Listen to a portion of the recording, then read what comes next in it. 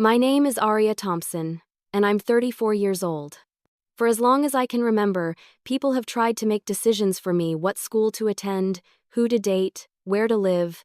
But nothing compared to the pressure I faced after my grandfather passed away and left me his 25-acre plot of land on the outskirts of Willow Creek. It wasn't just land, it was history, peace, and a promise that I would one day understand what it meant to protect something worth more than money. When I got the call from the lawyer, my mother's voice cracked with fake excitement. She said, "Oh, sweetheart, that's wonderful news. We'll sell it right away and split the profit." It wasn't even 5 minutes after hearing he was gone. I remember staring at the floor, holding back tears, realizing she saw the land not as his legacy but as a payday. My older brother, Evan, was even more direct. "You know you can't handle that place alone," he said. "It's just dirt, Aria. You'd be crazy not to sell while prices are high." But I couldn't do it. I'd spent countless summers there with my grandfather, helping him plant vegetables, feeding the chickens, or sitting under the oak tree by the pond while he told stories about his youth. The land was the only place I ever felt truly safe. The moment I refused to sell, everything changed. My family's smiles turned to sneers. Calls became arguments. My mother accused me of being selfish, saying, "You're holding on to a ghost, Aria. Think about the living." I wanted to scream that the living her and Evan had never once cared about that land until they saw dollar signs attached to it. At first, I thought their pressure would fade, but it only grew worse. They came up with new reasons every week. The taxes would be too high, the upkeep impossible, the market would crash. My brother even tried to bring real estate agents to inspect it behind my back. Every time I confronted him, he played dumb, claiming he was just looking out for me. I wasn't naive, I knew Evan had financial problems. The whispers about his gambling debt weren't exactly quiet. My mother pretended not to know, but she was always trying to help him get back on his feet, which usually meant pushing me into uncomfortable corners. One afternoon, after yet another heated phone call where my mother hung up on me mid-sentence, I drove to the land just to breathe. The golden grass swayed in the wind. The air smelled like pine and dirt, and for a moment, it felt like my grandfather was still there, watching over it. I promised him silently that I wouldn't let anyone destroy what he built. That night, my brother showed up at my apartment unannounced. His tone was calm at first, but it didn't stay that way. "You don't understand how much money we're talking about," he said, slamming his hand on the kitchen table. "This could change our lives." I stared at him, trying to keep my voice steady. "No, Evan, it'll change your life, not mine." His face twisted with anger. "You've always been ungrateful. Grandpa favored you for no reason. You don't deserve that land." Those words stung. But they also told me everything I needed to know. This wasn't about family. It was about greed. Days turned into weeks. The calls, the visits, the manipulations, they never stopped. My mother sent long messages about family unity. Evan sent threats disguised as advice. At one point, I even considered selling just to get peace, but every time I closed my eyes, I saw my grandfather's weathered hands planting seeds in the soil, telling me, "Never let the wrong people decide what's right for you." The turning point came unexpectedly. I had gone to my mailbox one morning and found an unsealed envelope inside with my brother's handwriting. It wasn't addressed to me, it was a copy of a contract. A sale contract. My name was on it, signed, except it wasn't my handwriting. I froze. My brother had forged my signature. I read through the papers carefully. They revealed that a development company had offered double the market value for the land, but the deal was contingent on all family members signing together. They had already started the process behind my back. My mother had even sent in preliminary documents pretending to be my representative. I sat down on my porch steps, my hands shaking as I held those papers. I felt sick, not just from betrayal, but from how casually they had tried to erase me from the picture. My own family. That night, I didn't sleep. I paced the floor, replaying every conversation, every guilt trip, every forced smile. I understood now why they were desperate. This wasn't about maintaining the land, it was about cashing out fast before their lies caught up with them. And that's when I remembered my grandfather's words again. He once told me, "Arya, if you ever want to know someone's truth, watch what they do when they think no one's looking." Well, now I'd seen it, and I knew what I had to do. But then I discovered the real reason they wanted it sold, and it changed everything. I couldn't shake the feeling that there was more to their desperation than just money. My brother had always been reckless, but this level of deceit, faking signatures, involving companies, lying to my face, felt too calculated. I knew Evan wasn't smart enough to pull it off alone. Someone had to be helping him, and I had a strong suspicion who. The next morning, I decided to dig deeper. I called the local records office, pretending to be interested in learning more about property sale procedures. The clerk on the other end was friendly and mentioned something that stopped me cold. "Oh yes, the Thompson property, it's been under preliminary evaluation by Ridgeway developers for about 2 months now. Your family seems eager to finalize things soon." 2 months, that meant they'd been working behind my back the entire time they were pretending to discuss options with me. My hands trembled as I hung up the phone. I felt sick. I drove to my parents' house that evening. My mother greeted me with her usual forced smile and a cup of tea she didn't actually expect me to drink. I set the contract I'd found on the kitchen table and looked her straight in the eyes. "When were you going to tell me?" She froze. "What do you mean, dear?" I pushed the papers toward her. "Don't play dumb. I know about Ridgeway developers. I know about the forged signature." For a moment, she looked caught off guard. But then she composed herself. "Arya, you don't understand. Your brother and I were just trying to help you. You're not in a position to handle all the responsibilities that come with that property." I laughed bitterly.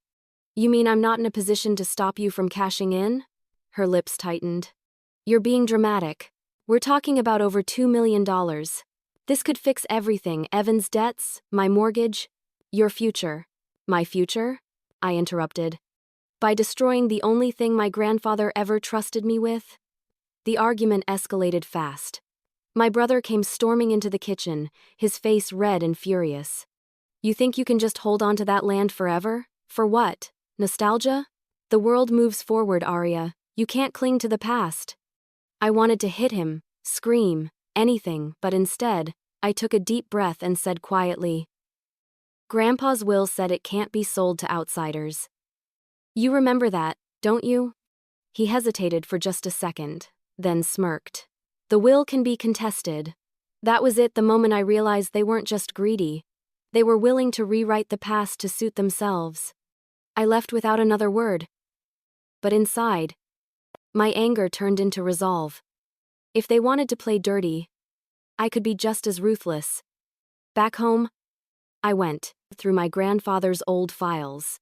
He'd kept meticulous records, land surveys, letters, handwritten notes. In one folder, I found something curious: a letter addressed to him from someone named J.C. The name tugged at something in my memory, but I couldn't place it yet. The letter was short, written decades ago, thanking him for keeping your promise about the southern boundary. I frowned. That part of the property bordered the home of our reclusive neighbor, Janine Cordell, the woman my family always referred to as that witch. It struck me that my grandfather's relationship with her might have been deeper than anyone knew. Why would he promise her something about the land?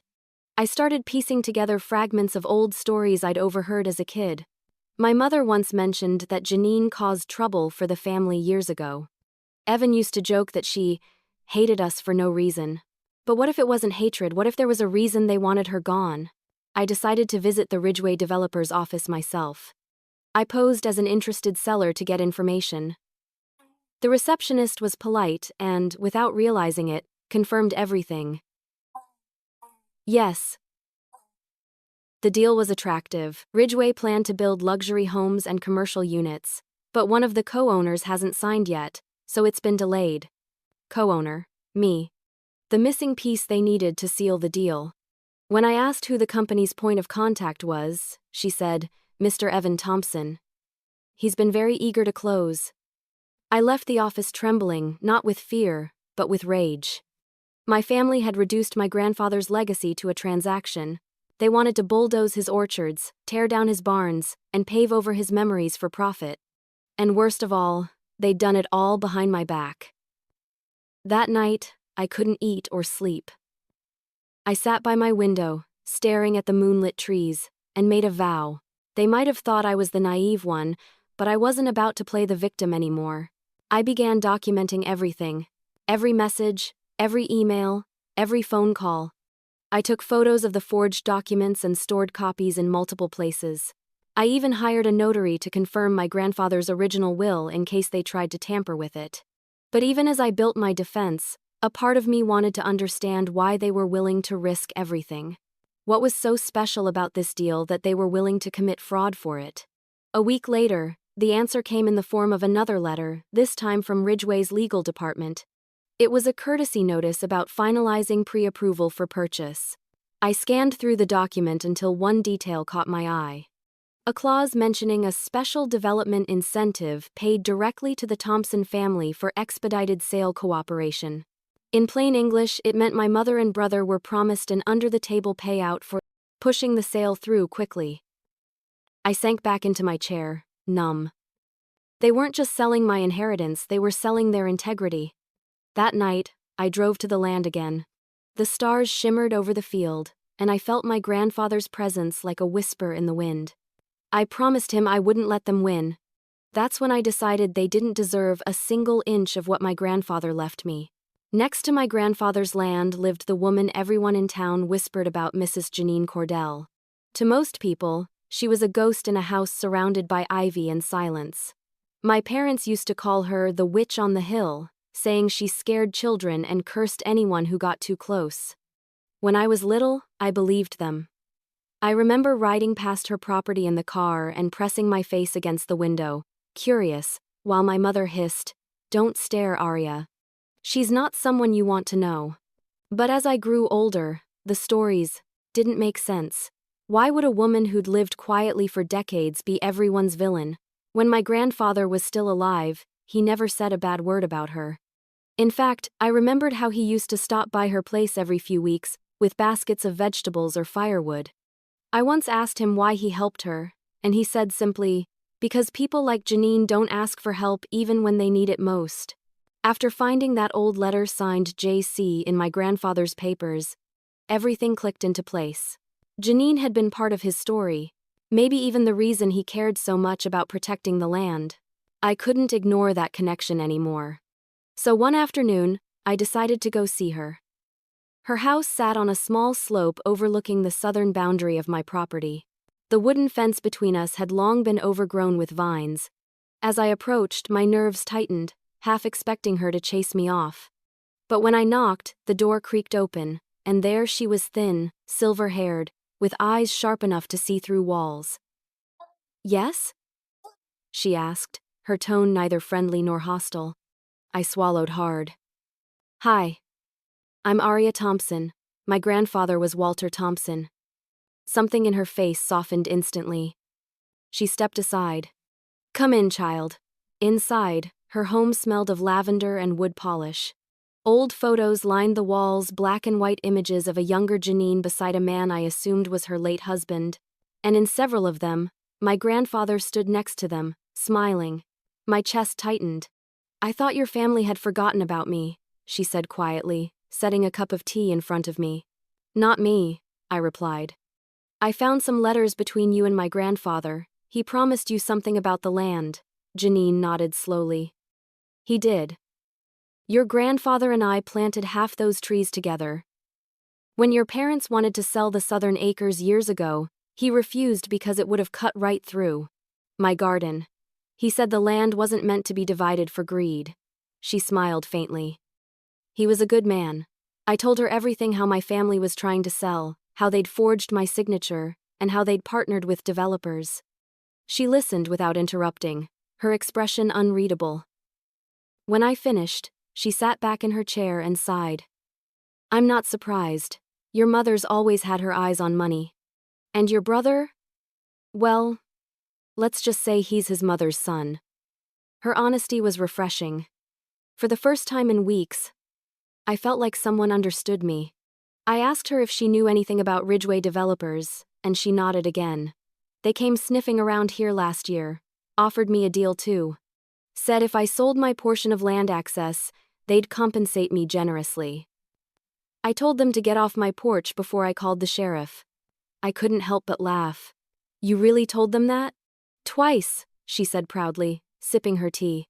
They don't like women who tell them no. That visit stretched into hours. She told me stories about her and my grandfather, how they worked side by side restoring old orchards, planting rows of lilacs, even fixing fences after storms. She'd been there for him when my grandmother passed away. And though the town gossiped about their friendship, she never cared. People will always hate what they don't understand, she said. Your family included. As the sun began to set, I stood up to leave. Thank you for talking with me, Janine. I think I understand now why my grandfather wanted me to protect that land. She gave me a long, knowing look. You're stronger than they think you are, Arya. Don't let them take what's yours. When I got back to my car, something inside me shifted. For weeks, I'd been on the defensive, reacting to every lie and threat my family threw at me. But now I had clarity. This wasn't just about saving the property, it was about protecting what was good, honest, and rooted in something real. As I looked across the field that separated our homes, I realized the irony. My family had spent their lives hating Janine, calling her cursed and heartless. Yet she was the only one who treated me with respect. She didn't see me as a means to an end. She saw me as someone capable of choosing right over easy. Over the next few days, I visited her often. We walked the border between our lands, discussed my grandfather's old planting plans, and shared meals she insisted on cooking from scratch. She reminded me of everything my mother wasn't: strong, independent, unbothered by appearances. And with every conversation, my resolve hardened. If my family wanted to destroy everything my grandfather built, I would find a way to make sure they lost more than they could ever gain. One evening, as we stood by the fence, watching the sunset bleed into gold and purple, Janine turned to me and said, "You know, child, revenge doesn't always have to be loud. Sometimes the quiet kind lasts longer." Her words echoed in my mind long after I drove home. Maybe she was right. Maybe the best revenge wasn't yelling or fighting, it was doing something that would make my family choke on their own bitterness. And that's when it hit me. The perfect plan. The one thing that would hurt them most and honor my grandfather at the same time. That's when an idea began to form, an act of poetic justice that would make my family choke on their greed. The moment my family realized I wasn't going to sell, they escalated. From passive-aggressive texts to full-blown manipulation, their tactics turned nasty almost overnight. They started staging family meetings at my parents' house with neighbors they knew would pressure me, pretending it was about unity while the real agenda was obvious: break me down until I relented. Evan brought spreadsheets and glossy renderings from Ridgeway. Developers laid them on the kitchen table like an accusation, and said, "Look at this, Arya. This is what could be here in 5 years. You're standing in the way of progress." I wanted to tell him progress didn't mean bulldozing memory, but I kept my voice steady and asked, "Progress for who?" They didn't like that question. My mother's eyes softened in a way that made my skin crawl. She switched from aggressive to wounded. "We're trying to help the whole family," she whispered, as if that absolved the forgery that had already been attempted. Evan's temper snapped when I mentioned the signed contract with the forged signature. He accused me of paranoia and threatened to petition the court to have the will reinterpreted. He didn't realize that by threatening legal action, he was revealing how far he was willing to go. They started calling my friends, insinuating I'd lost my mind. They called my employer, hinting that I was making irrational decisions that might affect my work. It felt like every corner of my life was being weaponized. One evening, my brother cornered me in the hallway of my apartment building, words low and dangerous. "You don't want to make enemies of me, Arya. You're making a mistake." I looked at him, at the man who'd once taught me how to ride a bike, and I felt something inside me harden. I recorded the encounter on my phone. I had already begun to document everything, but the intensity of their moves made me step up my game. They attempted to persuade neighbors to sign a petition to encourage me to sell. They left anonymous notes on my car. They even tried to plant the idea that Janine had some ulterior motive. dredging up old gossip to turn the town against her and, by extension, against me for associating with her.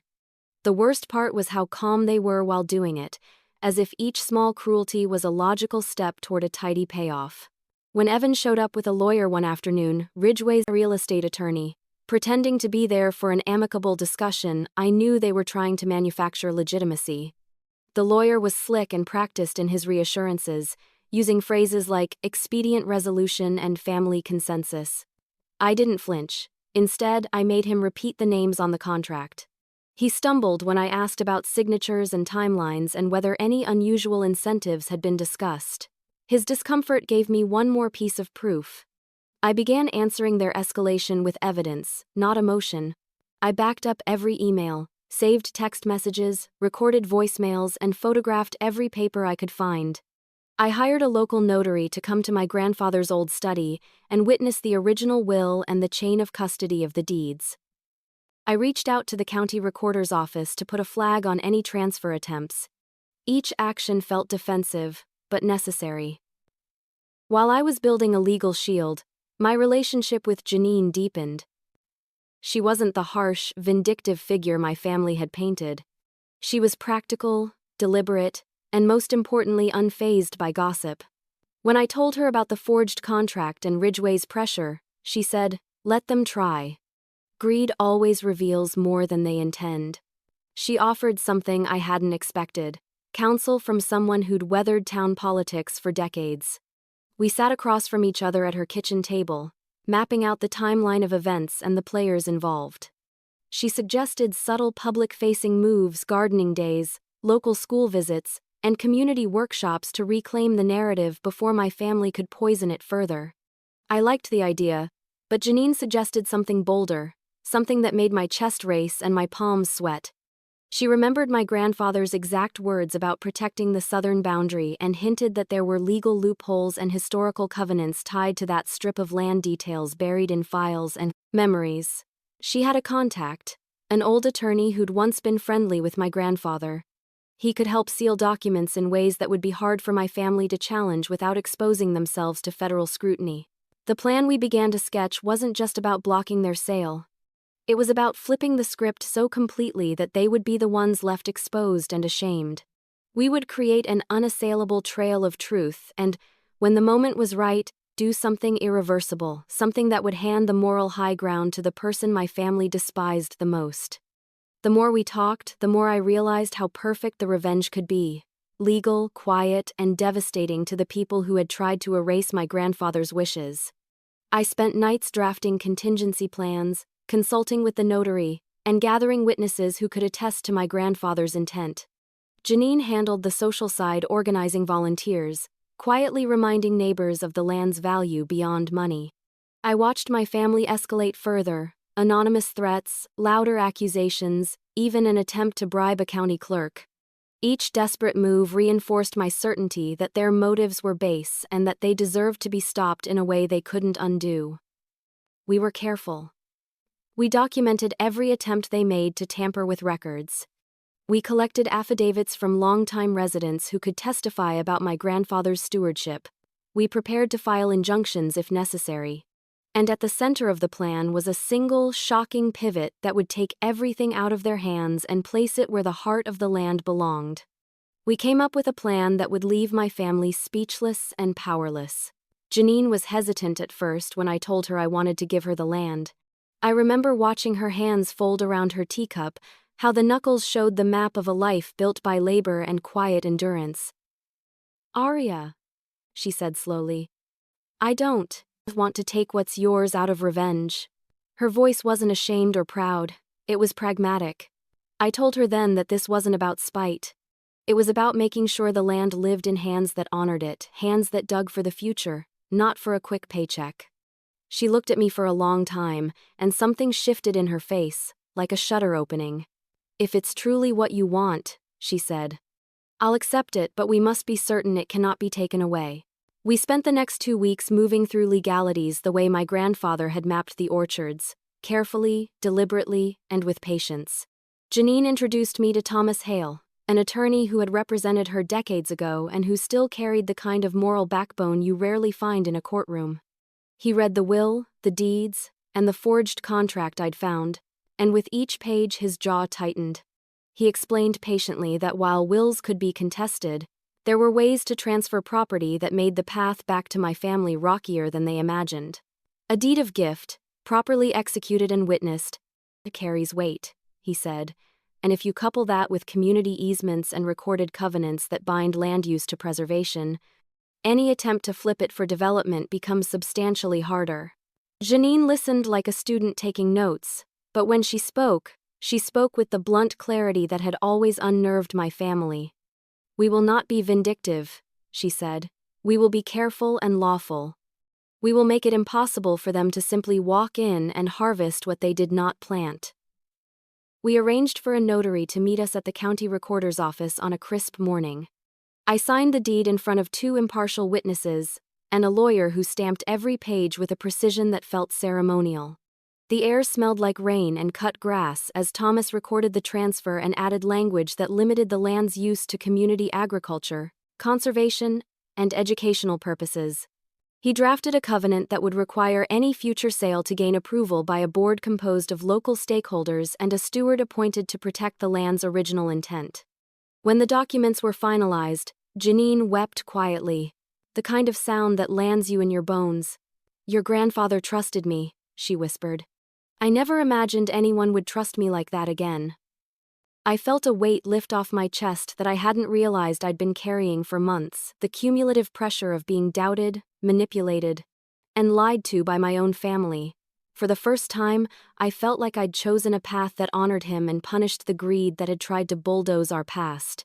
We didn't announce the transfer publicly. We had learned the hard way that rumor was a weapon my family wielded easily.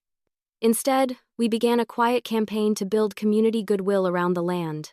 Janine organized free gardening workshops for neighborhood kids, invited the local middle school to plant a row of pollinator flowers, and hosted weekend seed-saving classes where she taught people to preserve heirloom varieties the way my grandfather had. The small gatherings turned into monthly events, and slowly the narrative in town began to change. People came not because of gossip but because the garden offered something tangible: food, education, connection. Word traveled back to my family in the way that small towns have always been cruel about news, word of mouth and the occasional pointed glance at church. My mother called, voice sharp with suspicion. "Who are you letting on the property?" she demanded. I answered calmly, listing names of teachers, volunteers, and neighbors who had helped. Her sigh was a small weapon. "You'll regret this," she warned. Evan kept his distance, but I overheard through mutual acquaintances that he had started speaking to Ridgway again, trying to salvage the deal or at least find a new angle. He was desperate, and desperation makes people dangerous. One evening, after a particularly rewarding community planting day, Janine took my hand and said, "There's something else I want to do." I braced myself. Her else was often where her fiercest truths lived. She told me about a bench she wanted to place under the old oak, a simple wooden seat with a plaque honoring my grandfather and the promises he'd made.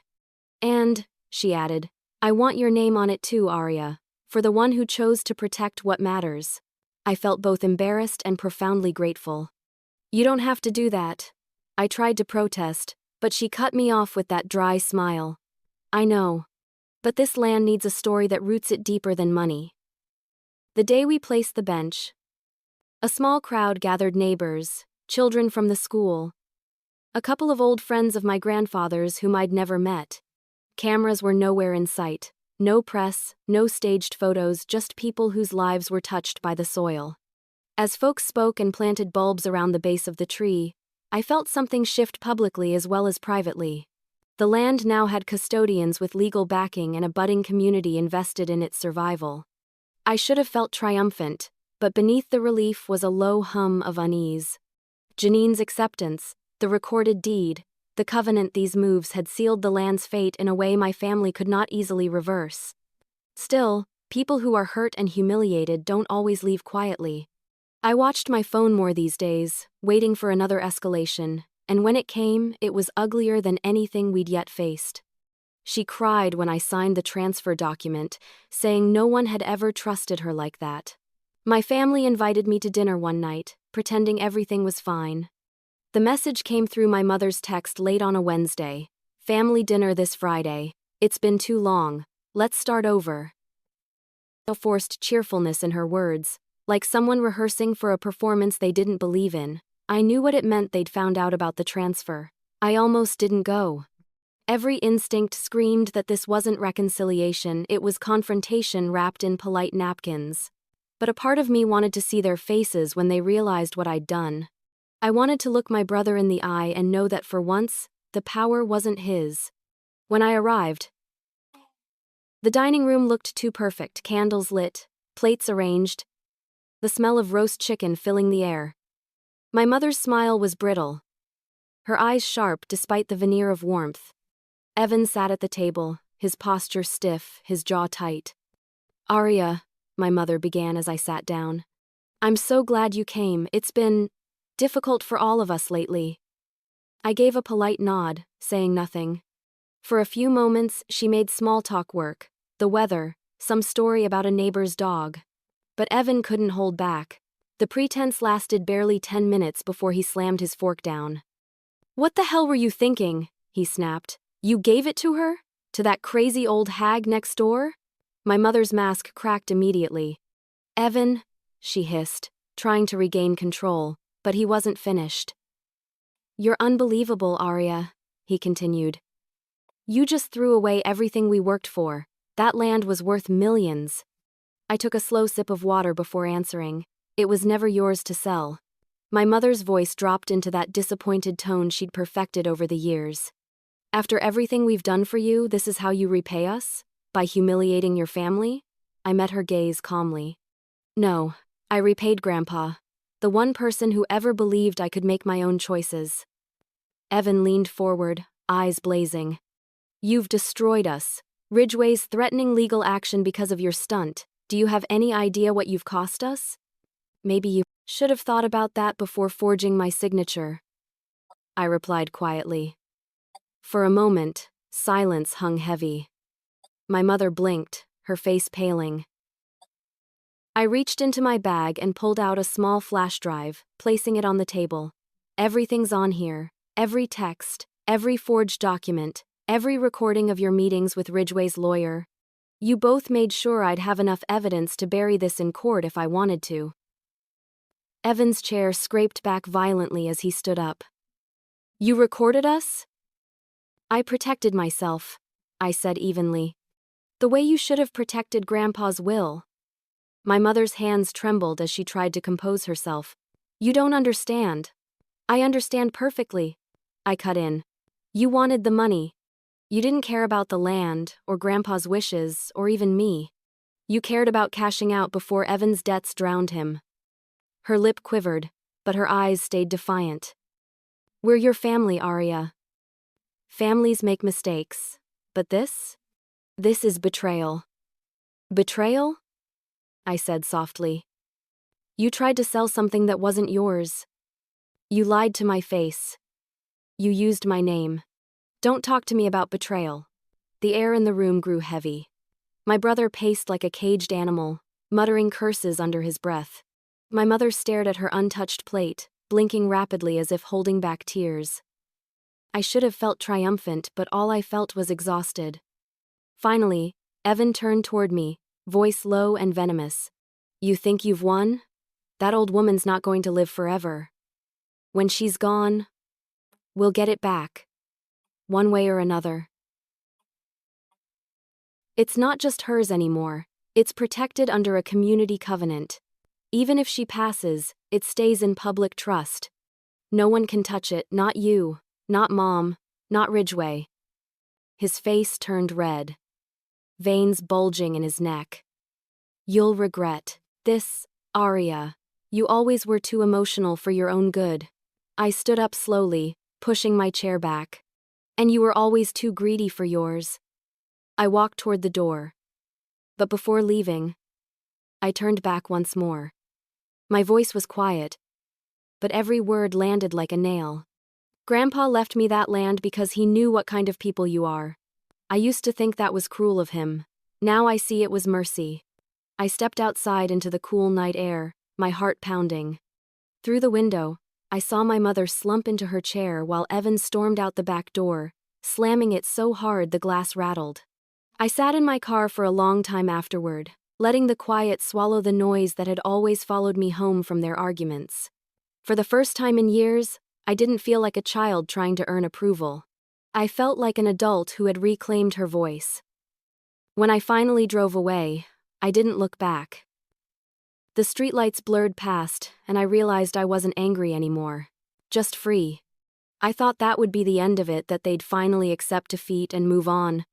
But when people lose something they think they're entitled to, they don't let go easily.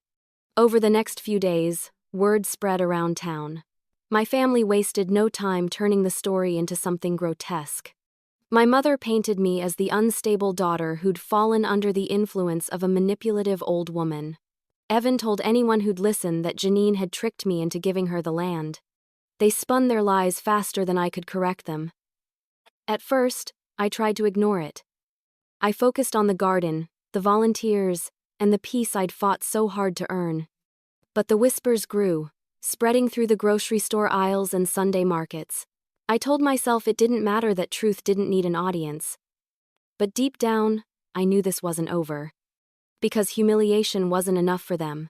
They wanted revenge, and people who've lost control will burn, like anything to the ground just to feel powerful again. But the look on my mother's face told me the real revenge had just begun. The next morning, rumors about me spread like wildfire through town.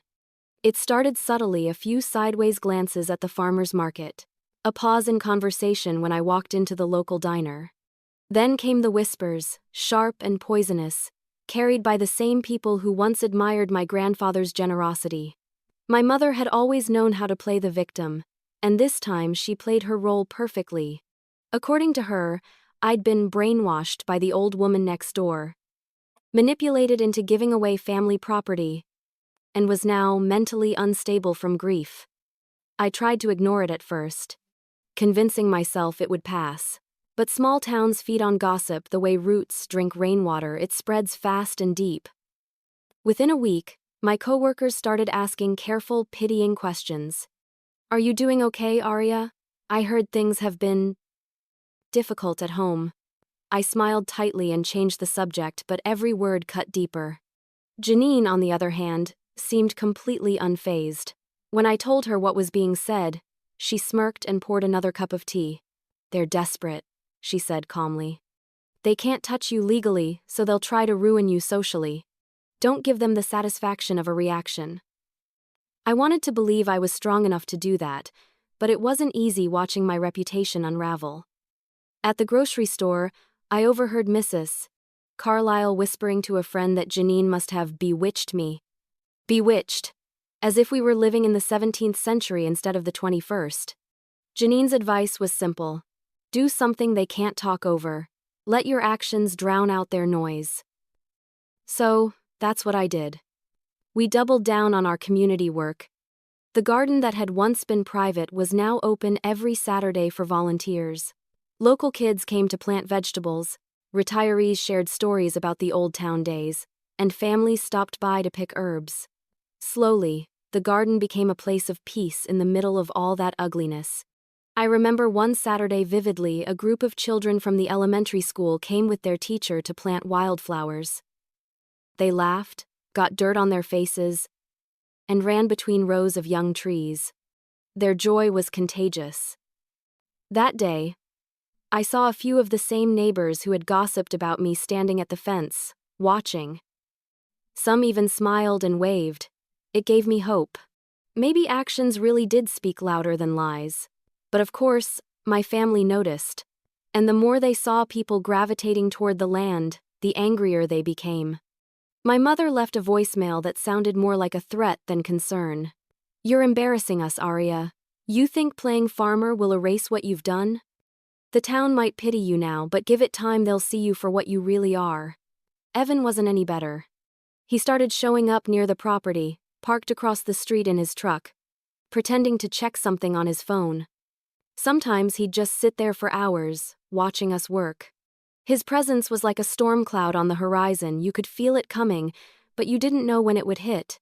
Janine, however, refused to be intimidated. One afternoon, she marched right up to his truck and knocked on the window. "You looking for something, or just remembering what integrity feels like?" she asked. He sped off, tires screeching against the gravel, and she returned to the garden with a satisfied smirk. Despite her composure, I could tell the tension was getting to her too. Late at night, when we sat on the porch drinking tea, she'd glance toward the road, eyes narrowing at every passing set of headlights. "Your family's not done," she murmured once. "People like that never stop when they feel small. They lash out." I didn't want to believe her, but she'd been right about everything else so far. A few days later, my boss called me into his office. "Arya," he began gently, "I've been getting some concerning feedback." He hesitated before continuing. "People have been saying you're under investigation for property fraud, that you've been seen associating with someone who's been accused of elder coercion." I felt my stomach drop. "That's ridiculous, those are lies," he sighed. "I know. But perception matters. Just be careful. Maybe take some time off until things cool down." I left work in a haze, anger and humiliation burning under my skin. My family had managed to reach into the one place I thought was safe. I drove straight to Janine's house, slammed my car door, and told her everything. She listened silently, her expression unreadable. When I finished, she said, "They've chosen the path of cowards. Which means it's time to choose ours."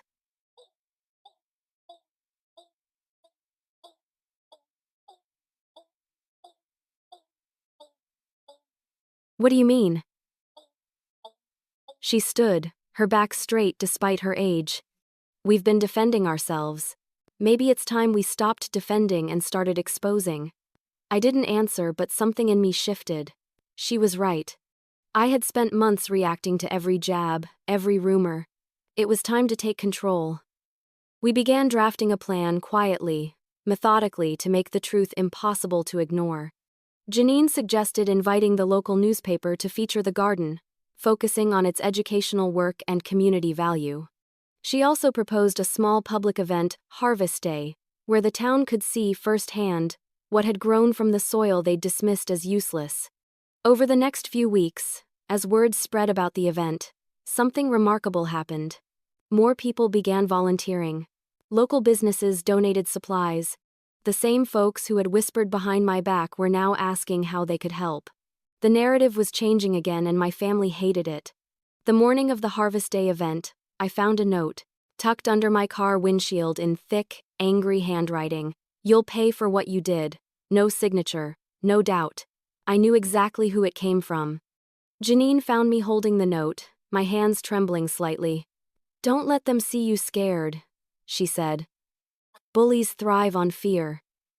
I nodded, but a pit formed in my stomach.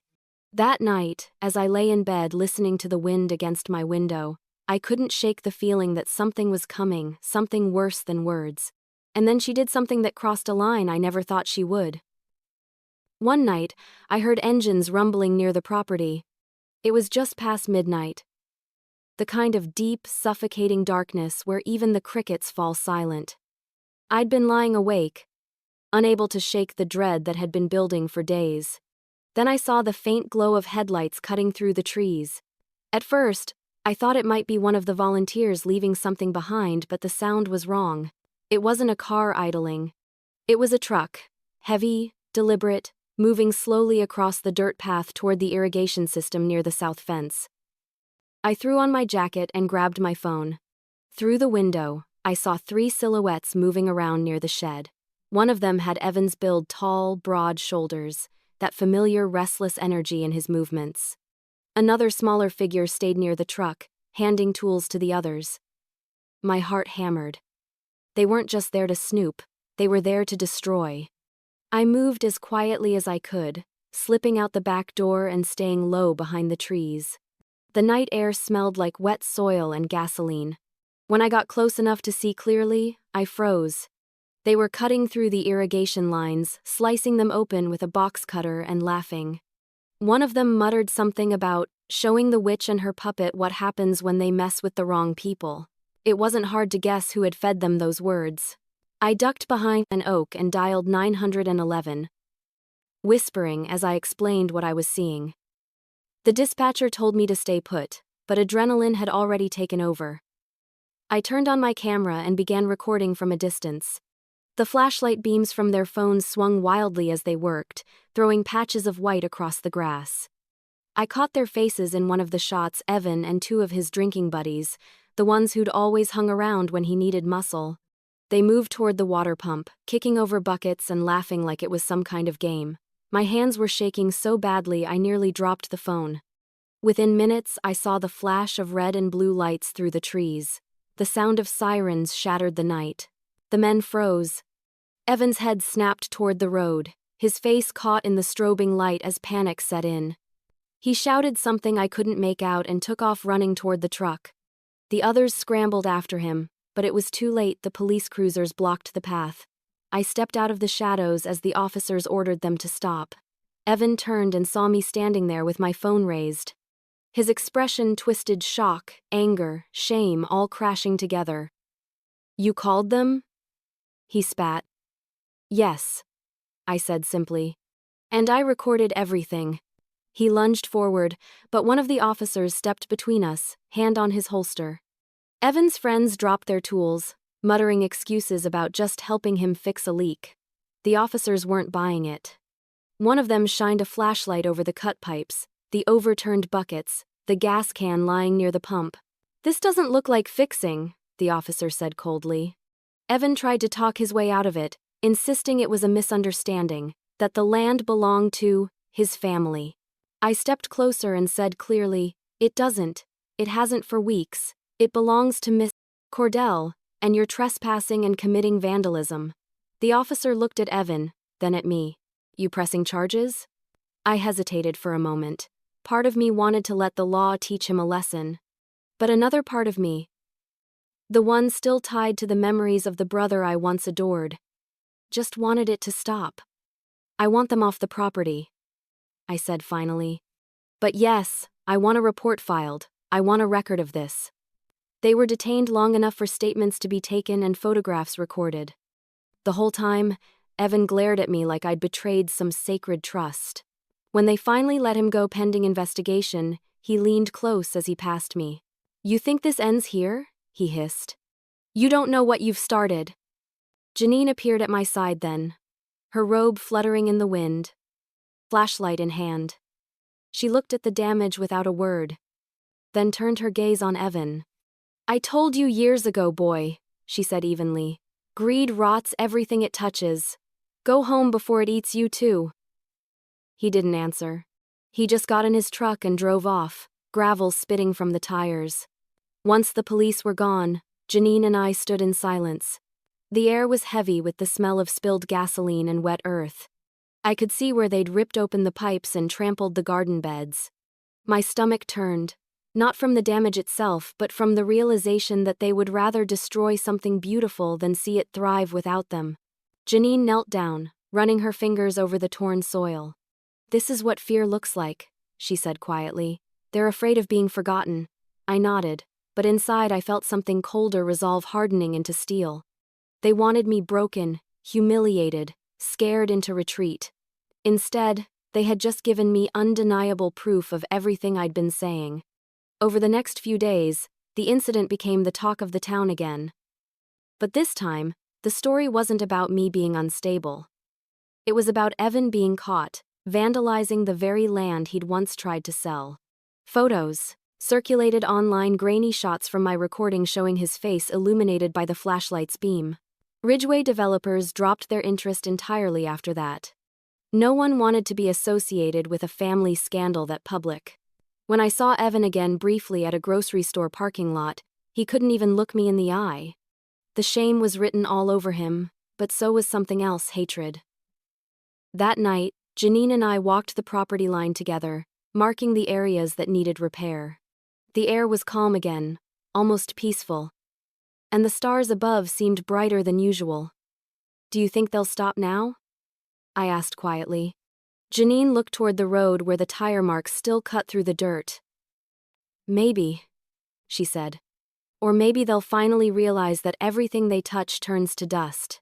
I didn't respond.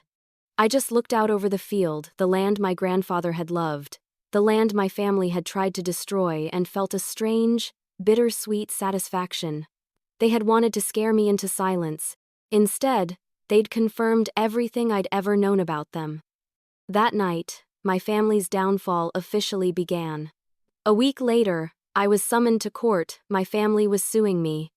The envelope arrived on a dull Thursday morning, its crisp edges and heavy paper weight radiating threat before I even opened it. Inside was a notice from their attorney claiming I'd unlawfully transferred family property under the influence of coercion and fraudulent advice. I stared at the words until they blurred. After all, they'd done the forgery, the lies, the vandalism. They still had the nerve to accuse me of fraud. Janine found me on her porch later that day, the papers clutched in my trembling hands. She didn't say, "I told you so." She just read the letter silently, her jaw tightening with every line. "They're cornered," she said finally. "When liars are out of options, they run to the law, hoping they're benign. Noise will drown out the truth." Her attorney, Thomas Hale, stepped in immediately. "Let them try," he said, adjusting his glasses with a quiet confidence that steadied my nerves. "Everything you've done is clean and documented. They're walking into a storm they don't understand." The hearing was scheduled 2 weeks later. Those days crawled by, filled with sleepless nights and anxious mornings. Part of me dreaded facing them again. Another part burned with the desire to watch their lies collapse under the weight of evidence. When the day came, the courthouse smelled of old wood and tension. I sat beside Thomas at the defense table, hands clasped tightly in my lap. Across from us, my mother sat in a tailored suit, looking smaller than I remembered, while Evan fidgeted beside her, his jaw tight with anger barely held in check. Their lawyer, a slick man with an empty smile, stood and began his argument about mental instability and inappropriate outside influence. He painted Janine as a manipulative recluse who had preyed on my emotional vulnerability. He said I'd been coerced, tricked, and psychologically manipulated into giving away valuable property. The words were rehearsed, venom disguised as concern. I kept my eyes down until it was our turn. Then Thomas rose, his voice measured but firm. "Your Honor, the plaintiff's claims are not only baseless, they are a textbook example of projection. We have evidence that the same family members who now claim coercion forged the defendant's signature on previous sale documents and attempted to execute an illegal transaction without her consent." He gestured for me to stand. I took a breath, my pulse pounding in my ears, and handed the judge the flash drive containing every recorded conversation, every text, every screenshot. "These are the people accusing me of manipulation," I said. "They forged my name, lied to buyers, and when I refused to go along, they tried to ruin me." The judge, a woman in her 50s with calm but piercing eyes, listened in silence as the recordings played. Evan's voice filled the courtroom, first angry, then panicked, then outright threatening. My mother's messages followed guilt, gaslighting, and emotional blackmail disguised as love. The atmosphere shifted. The slick smile vanished from their lawyer's face. Then came the photos of the vandalism, the broken pipes, the police report, the gas can. The officer's statements confirmed everything. When it was Evan's turn to testify, he tried to reclaim the upper hand. "She's always been dramatic," he said, his voice cracking slightly. "Janine filled her head with lies about us. We were just trying to protect our family's assets." Thomas stepped forward for cross-examination, holding up the forged contract. "Is this your handwriting on the signature line labeled Aria Thompson?" Evan hesitated. I don't remember." "Let me refresh your memory," Thomas said, producing a handwriting analysis from the county clerk. "It matches yours. Almost perfectly." Evan's face flushed red. My mother tried to interject, whispering frantically to their attorney, but the damage was done. When my mother took the stand, she started with tears. "I only wanted what was best for my children," she sobbed. "I didn't know about the forged signature. I thought Aria was making a mistake. That land has always been part of our family." The judge leaned forward. Then why did you negotiate directly with Ridgeway developers under a clause that included a personal payout for you and your son, separate from the sale proceeds? My mother froze. Thomas handed the judge a copy of the developer's letter signed and time-stamped, confirming exactly that. The silence in the courtroom was absolute. I didn't smile. I didn't gloat. I just watched as the truth sank in, inch by inch. Years of control, guilt, and manipulation all stripped away in a single morning. When the session ended, the judge delivered her decision with calm finality. The court finds that Miss Thompson acted within her legal rights. The transfer of property was valid, lawful, and consistent with the original will. The plaintiff's actions constitute attempted fraud and defamation. She turned her gaze toward my mother and brother. You are ordered to cease all claims to the property and reimburse the defendant for her legal expenses. My knees went weak. I didn't realize I'd been holding my breath until Janine reached over and squeezed my hand. It's over, child, she whispered. They can't touch you anymore. Outside the courthouse, sunlight spilled across the steps, blindingly bright after the dim interior. Reporters lingered at the edges, murmuring, scribbling notes, but I barely noticed them. My mother brushed past me, eyes hollow, avoiding my gaze. Evan followed, muttering curses under his breath, his shoulders hunched as though the air itself weighed him down. For the first time, I didn't feel anger, just a deep, aching sadness. They'd chosen greed over love, and now all they had left was each other and their shame. That night, Janine and I sat on the porch watching the sunset over the fields. The garden glowed gold and green, alive despite everything it had endured. She handed me a mug of tea and said softly, "You did right by him." I nodded, unable to speak. The land stretched before us, quiet, eternal, unbroken. I thought the war was over. That peace had finally come. But life has a cruel way of testing whether you've truly learned from pain. But what came after the trial surprised even me. Janine called me to her house one evening with a mysterious envelope waiting on the kitchen table. Her tone had been gentle on the phone, but I could hear something deeper in her voice, an emotion that hovered between joy and finality. When I arrived, she was sitting near the window, the last rays of sunset spilling across her worn wooden floors. "Sit, child," she said softly, sliding the envelope toward me. "You've earned this moment." I hesitated before opening it, afraid of what it might be. Inside was a single document, a deed. My name was listed beside hers. "You made me co-owner?" I asked, my voice barely a whisper. Janine smiled, the corners of her eyes creasing with warmth. "You gave me that land out of love, Arya. Out of respect for your grandfather, for the earth, for what's right. I can't let you carry that gift alone. This place belongs to both of us now, its past and its future." For the first time in months, I felt tears rise that weren't born of anger or exhaustion. "Janine, I didn't do it expecting anything in return." She reached across the table and took my hand. "I know. That's why you deserve everything it brings." From that moment, the garden took on a new life. With the lawsuit behind us and the community's support growing stronger each day, we decided to expand the project. What had started as a small local garden began transforming into something far greater, a community space for education, sustainability, and connection. Janine suggested we call it the Thompson Cordell Foundation. The name made me emotional.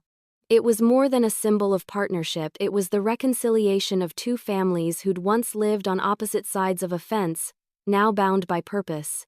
We filed the paperwork together, and within weeks, the town council approved our non-profit status.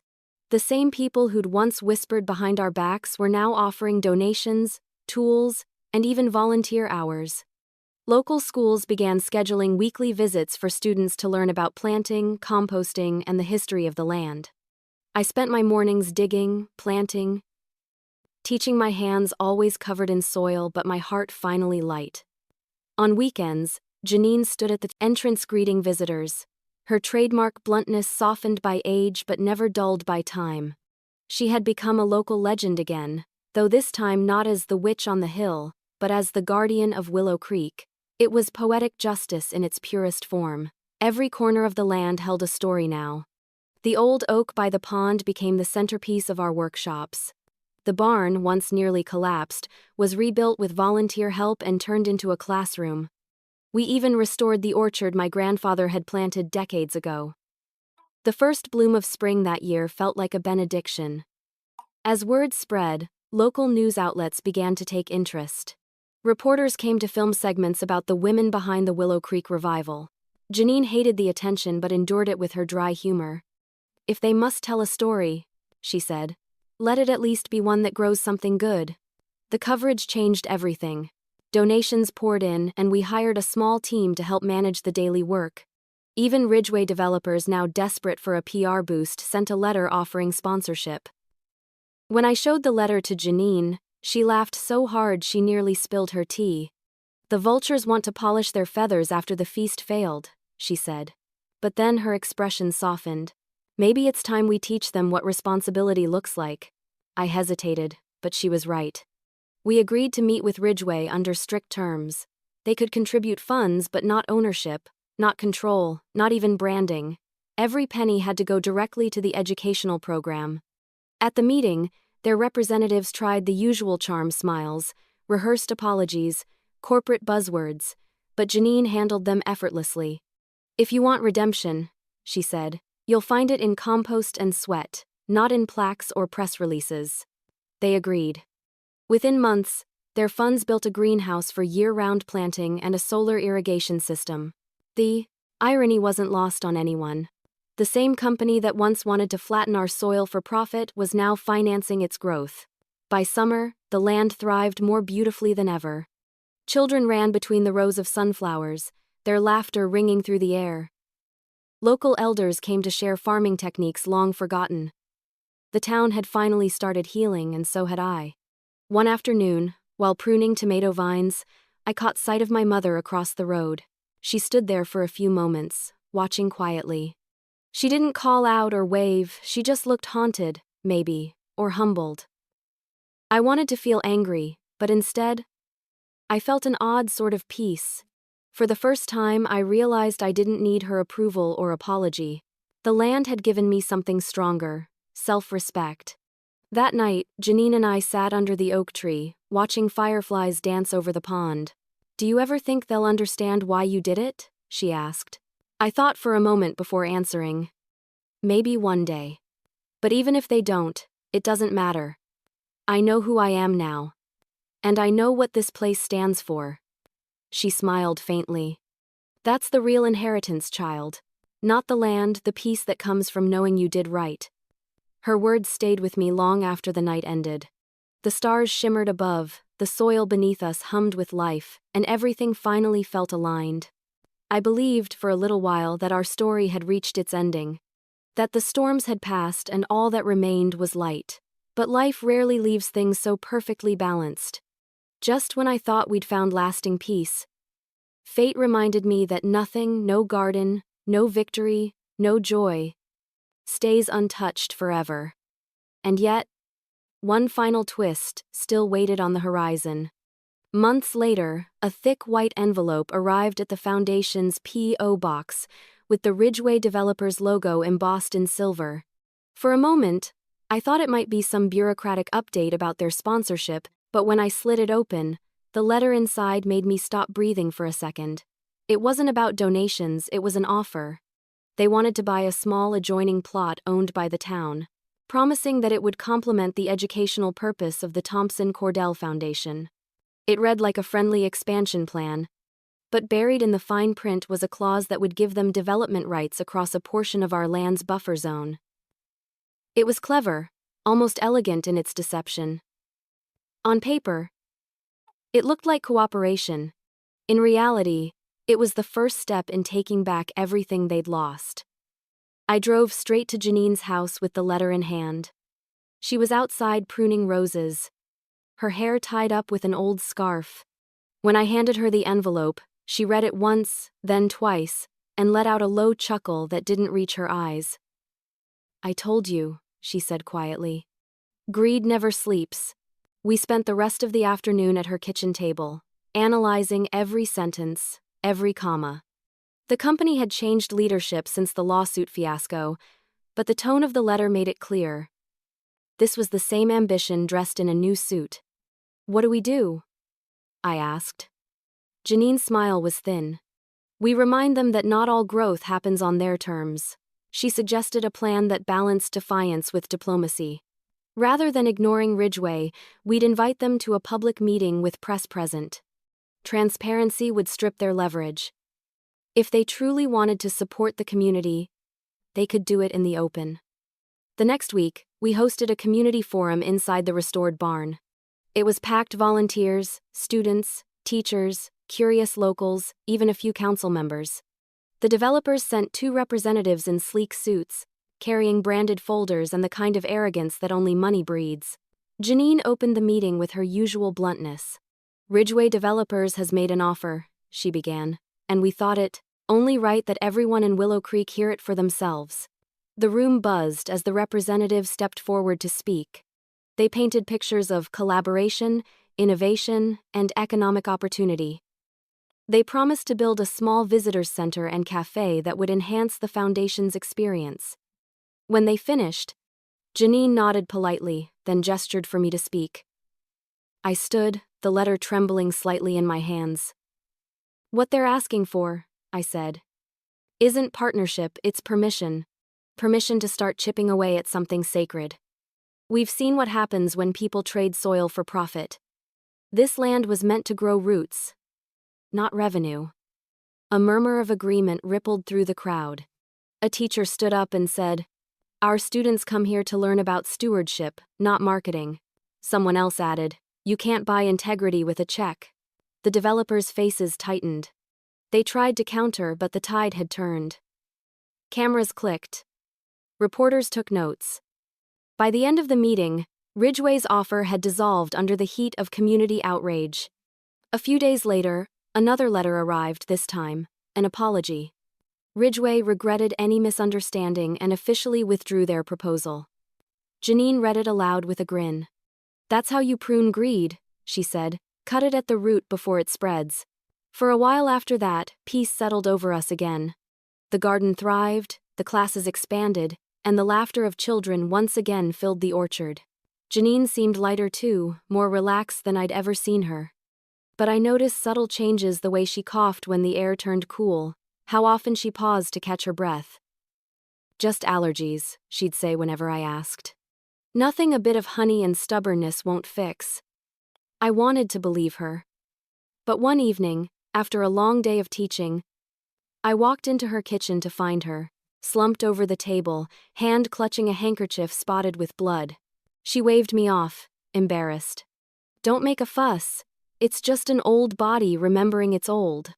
The doctor confirmed what I already feared. Her lungs were failing, weakened from years of working outdoors, exposure to chemicals, and time itself. There was no cure, only care. From that moment on, the land became our shared ritual of defiance. Every morning, she'd still insist on walking the fields, leaning on my arm, touching the bark of the oak tree like it was an old friend. "You see, Arya," she whispered one morning, "the earth remembers kindness. That's why we must give it ours until the end." As winter crept in, I handled more of the work alone. But Janine's spirit lingered in everything: the way she'd taught the children to plant by moon cycles, how she'd arranged herbs in perfect symmetry, the little signs she left near the plants with handwritten notes. "Patience grows best in quiet soil." In early December, another envelope arrived, this one plain and unmarked. Inside was a small handwritten note. It was from Ridgway's new CEO, expressing genuine admiration for what we'd built and offering to fund a renewable energy project on our land, no strings attached. I read it aloud to Janine that evening, half expecting her usual sharp humor. But she was quiet, her gaze distant, a faint smile on her lips. "Maybe," she murmured, "some seeds of goodness sprout even in greedy soil." We accepted the offer with strict terms and open books. The funds built a solar array that powered the irrigation system and the greenhouse through the winter. The irony wasn't lost on either of us: the same corporation that once sought to erase us now helped sustain our future. The night we switched on the lights for the first time, Janine stood beside me under the soft glow, her face illuminated by pride. "Look at it," she whispered. This is what happens when love outlasts greed. I smiled through the lump in my throat, nodding. The fields shimmered with life even under the cold stars, and for that one perfect night, it felt like everything had come full circle. But life has a cruel sense of timing. Peace always seems to arrive just before the fall. But just as peace settled in, tragedy struck again. Janine fell ill suddenly, too suddenly. It started as fatigue, the kind that makes you sit down halfway through a sentence. Then came the coughing fits, deep and relentless, until her breath sounded like a battle her lungs were losing one inhale at a time. I took her to the doctor again, hoping it was just a bad infection, but the look on his face told me otherwise before he even spoke. Her lungs have reached their limit, he said gently. There's not much more we can do except make her comfortable. Those words hollowed me out.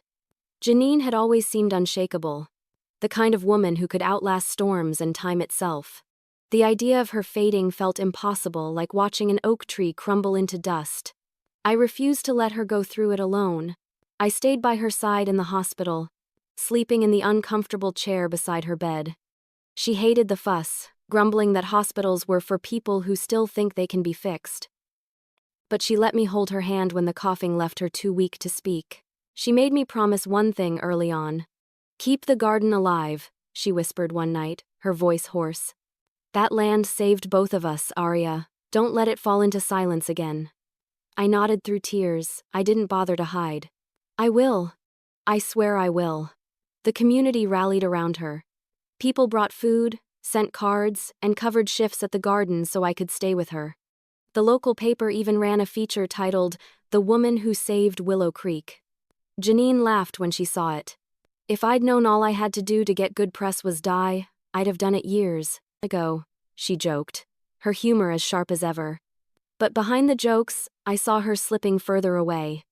Some nights, she'd wake and ask me to read to her old letters from my grandfather, her journals, even gardening books. She said it helped her feel connected to the soil she missed. It's strange, she murmured once. When you spend your whole life fighting for something, you think death will take it from you. But I see now it just passes it along. I wanted to believe that. But grief was already burrowing its way into me. When the end came, it was quiet. I was there, holding her hand. She looked out the window toward the distant hills, eyes bright despite the pain. You did good, Arya, she said softly. You kept your promise. Then, she exhaled a long, peaceful breath and the room went still. The world felt smaller after that. The funeral was simple, just as she'd wanted. We buried her under the old oak tree, the one she'd helped my grandfather plant decades earlier. The entire town came, neighbors, volunteers, children from the schools. People who'd once whispered cruel things about her now wept openly. It struck me how she'd changed their hearts without ever trying to. During the service, the mayor read aloud the dedication plaque we'd prepared for her. For Janine Cordell, who taught us that love grows deeper than roots and stronger than walls. After the ceremony, people lingered to share stories how she'd given them seeds when they had nothing to plant, advice when they'd lost direction, and friendship when no one else offered it. I stood silently among them, letting their words wash over me, realizing how much she'd shaped not just the land, but the people who lived on it. That night, I couldn't sleep. The farmhouse felt too quiet without her voice, her sarcastic commentary, her humming as she worked. I wandered out to the garden with a blanket around my shoulders. The moonlight fell softly across the rows of vegetables we'd planted together, and I could almost hear her footsteps beside me. I sat under the oak tree and let the tears come. I cried until my chest ached, until the grief felt like another living thing inside me. I didn't just miss her, I missed the certainty she carried. The grounded wisdom that made me feel like everything, no matter how broken, could be fixed with time and care. Over the following weeks, I buried myself in work. The garden became my refuge and my therapy. I repaired fences, tended to the greenhouse, and threw myself into the upcoming planting season. People offered help, but I turned most of them away. I needed the silence, the rhythm of labor, the connection to her through the earth we'd both loved. One afternoon, while cleaning out her cottage to prepare it for visitors. I found a small wooden box tucked beneath her bed.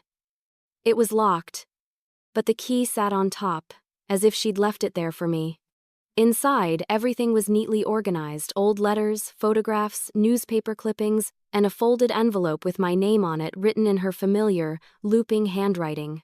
My breath caught as I turned it over in my hands. The paper was soft from age, sealed with wax in the shape of a tiny leaf. I couldn't open it right away. The weight of it felt too heavy for that moment. Instead, I spent the rest of the day going through her memories. I found a picture of her and my grandfather in their 20s, laughing beside a freshly planted row of saplings. In another photo, she stood proudly beside the same oak that now shaded her grave. Seeing them together, young, hopeful, full of life, made everything feel clearer. Their bond had been more than friendship.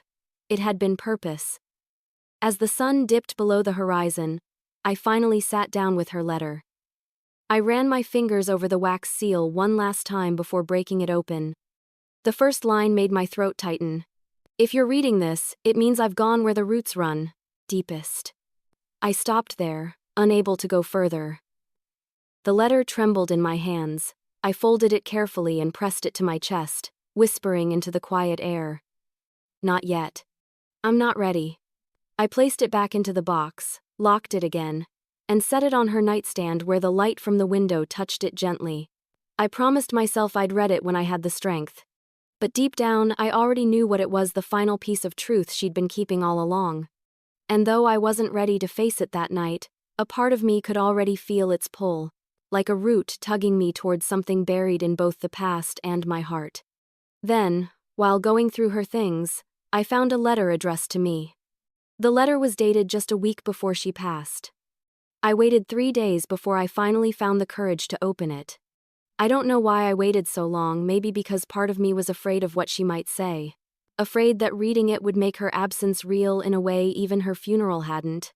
I sat under the oak tree, the same one that shaded her grave, and unfolded the paper with trembling hands. Her handwriting was shaky but elegant, each curve of ink deliberate, as though she had written it slowly to make sure every word carried weight. "My dear Arya," it began, "if you're reading this, I've already gone home to the earth.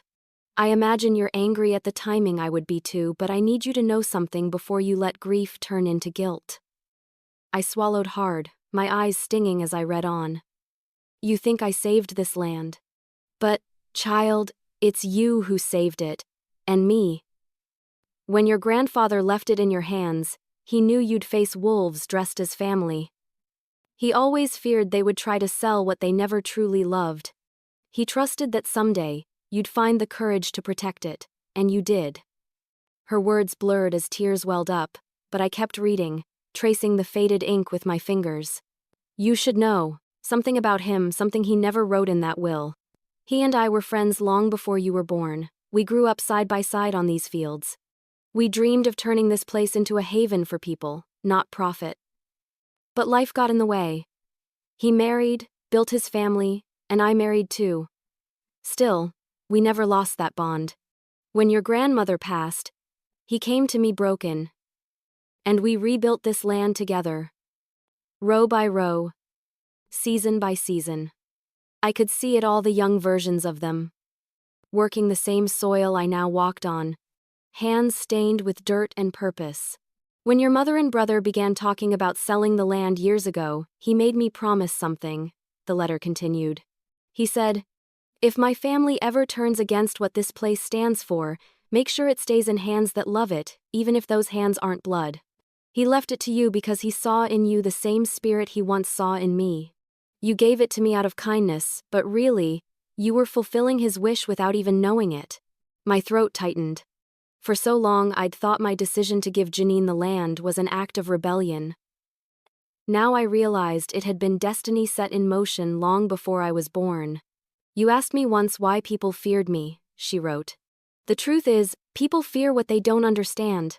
I never cursed this town. I simply refused to bow to its hypocrisy.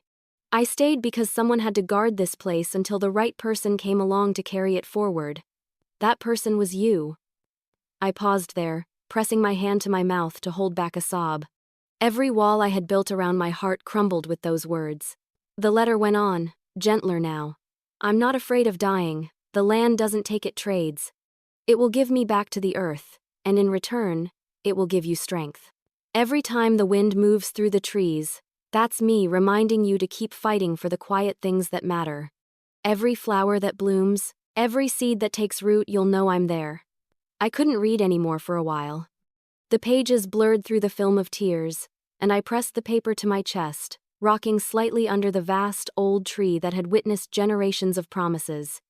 When I finally composed myself, I continued, "You will be tempted to sell one day, not for greed, but for exhaustion. Don't. This land doesn't just belong to you. It belongs to the people who will come after, the ones who'll need a place to remember that not everything is for sale." Then came the final paragraph, the one that broke me completely. "I have left one last thing for you in the bottom drawer of my writing desk. It's small, but it's yours to keep. It's the first key to the garden gate your grandfather ever built. He gave it to me to remind me that some doors should stay open. Keep it, Arya. And remember, land means nothing without love." I folded the letter carefully, my tears falling onto the paper like rain. Then I went inside her cottage, opened the drawer, and found it the old iron key, worn smooth from decades of use. I held it tight in my palm, its metal warm from the sun, and felt an overwhelming sense of connection between her, my grandfather, and me. I hung the key on a small leather cord and wore it around my neck from that day forward. Whenever I touched it, I felt grounded, as if the land itself was breathing with me. In the weeks that followed, I framed the letter and placed it inside the cabin near the garden.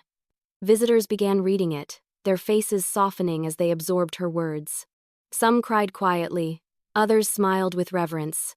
It became a part of the place, a reminder that what we were building wasn't just a garden, but a legacy. My family never returned to Willow Creek. After the trial and the scandal, they sold their house in town and left for the city. I didn't ask where. I didn't care. The silence they left behind was the loudest peace I'd ever known. I sometimes caught myself speaking to Janine while I worked, as if she were still beside me. Maybe, in a way, she was.